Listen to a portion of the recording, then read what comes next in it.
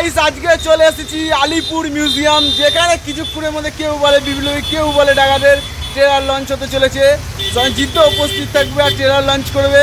আমার সাথে তোমরাও দেবে শেষ অব্দি ভিডিওটা দেখাবো। জিদ্দার ভক্ত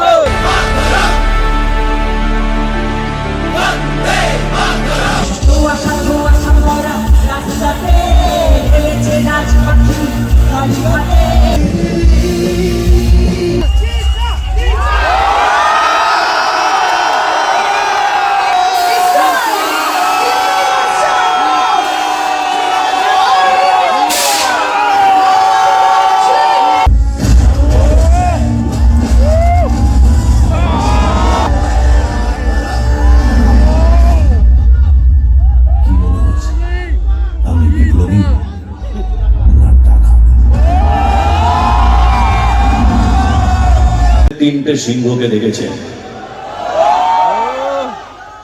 এবার নয় বাংলার সিংহকে দেখবেন।